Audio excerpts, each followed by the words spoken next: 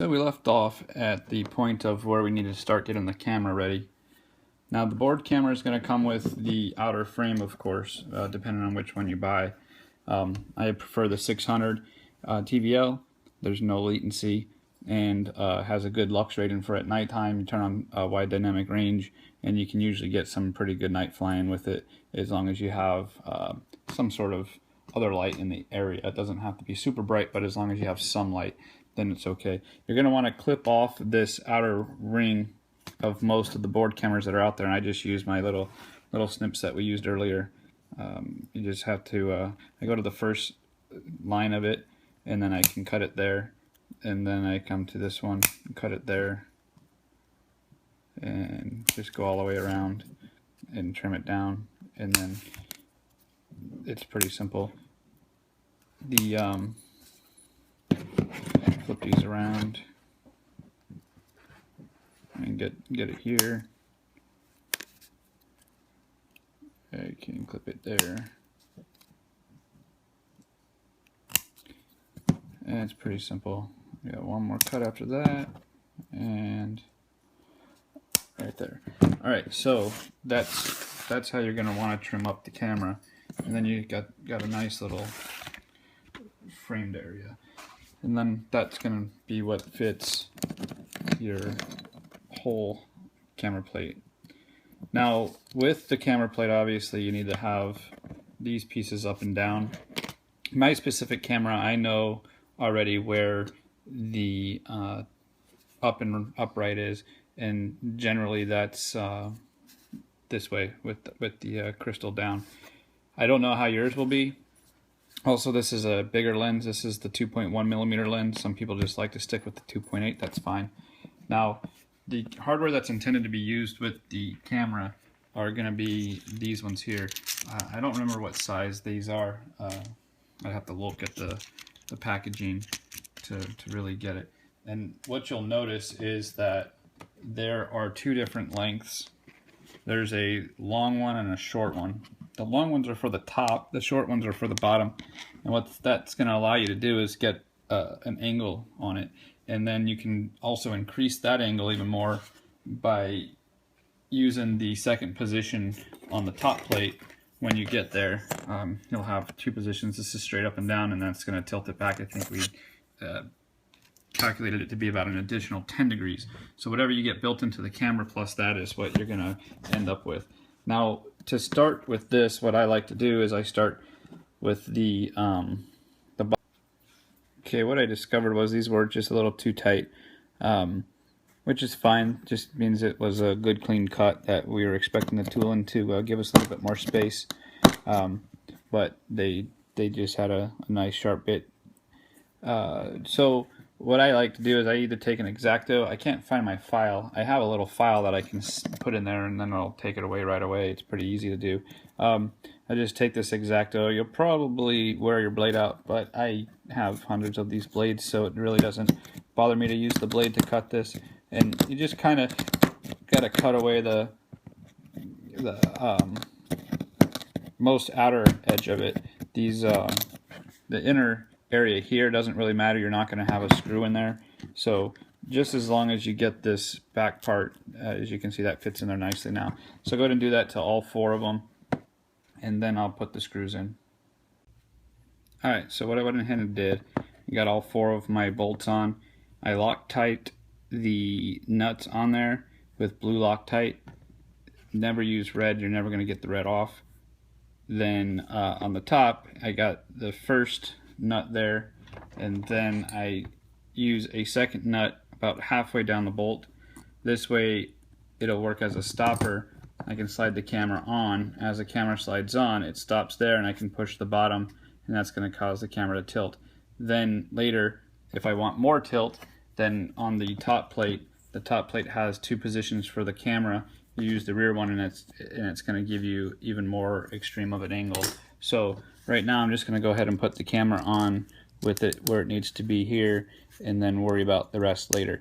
Now when you get this on, you can see that once it's on there, you're gonna have to give it a little bit of a push to kind of get that angle, and you can hear the threads kind of clicking through the camera's board, And then also you want to be careful of the crystal that's in there, and usually it gets pretty close to that nut. Sometimes you can get a little bit closer if you need to. It just depends on where that crystal lies.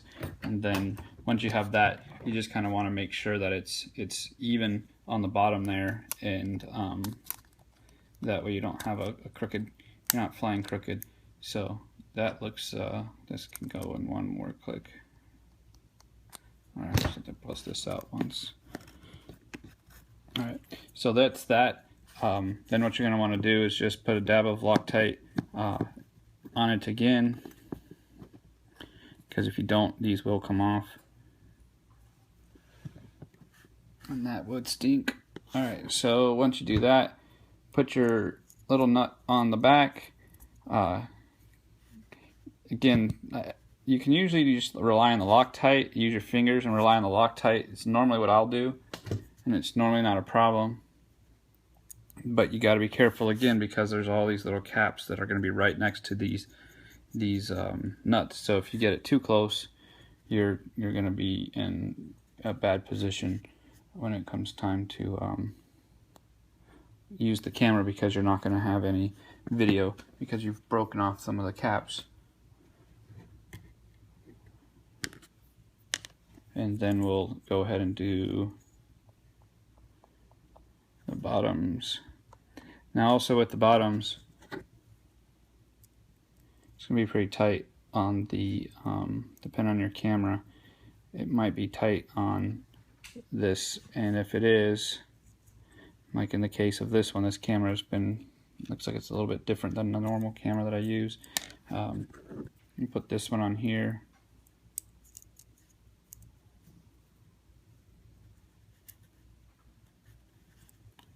And then once that's on there, we'll see what we'll do with the other one. We might not even use it on the other side. The bottom stays on pretty tight. You can usually just use one. I'm not usually worried about it freeing up. But just do that. And then I don't know if we're going to be able to do much with that one. If you're very, very careful, again, this is at your own risk, you might be able to trim away some of this plastic. Now, this spot here, you're not going to be really using it for anything, so that if something does happen to it, whatever, you just don't want to yank it off, because you don't want to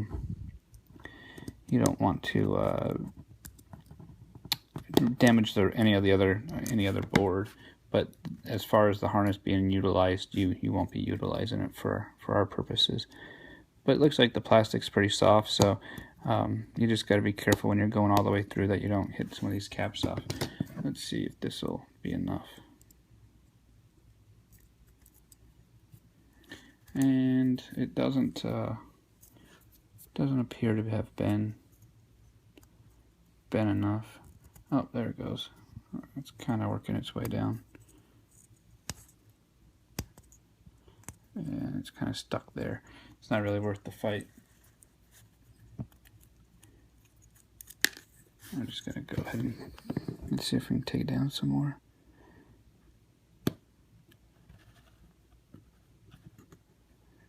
If I had a sharper blade, I just used this blade, remember, to cut the carbon. So if I had a sharper blade, it's probably a little bit easier too. But I don't want to waste the time getting the blade right now. Let me put some more Loctite on there just to make sure we have some fresh Loctite for it to bond with. Now the stinking plastic's stuck on there. There we go. There we go. So that worked. That worked in our favor. Now, once you have that, the camera's done.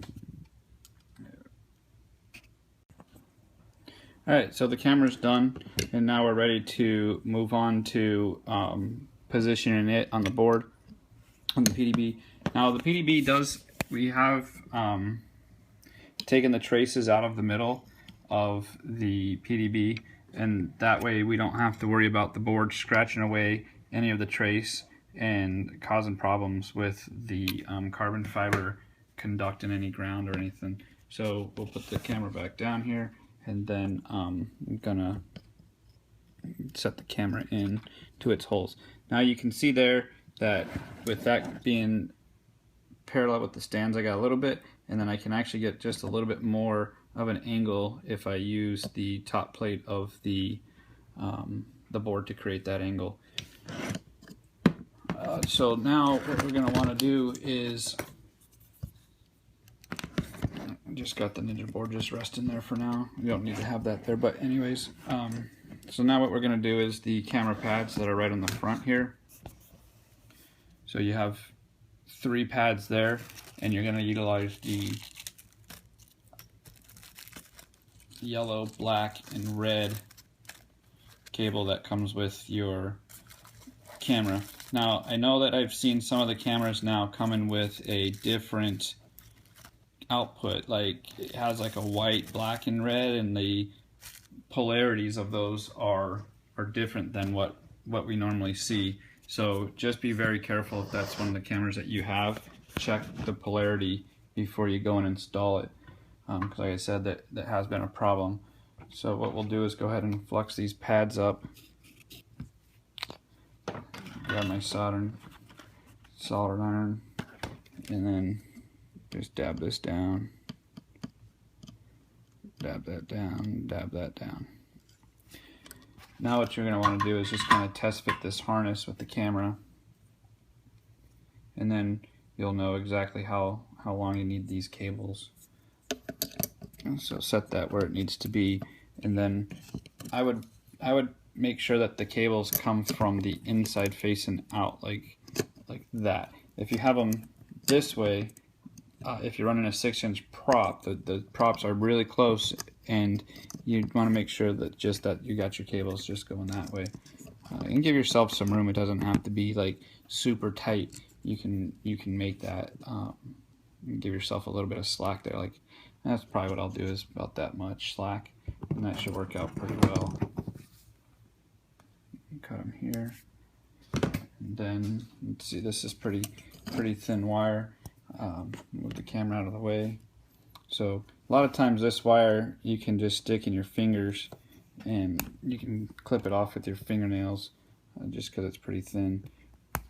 Get that one. We got this last ground. All right. So also this wire is so thin that sometimes you don't really need to tin it. So I'm going to put the yellow goes to video, and I pulled it out too soon. The irony. And then the positive, and now the ground.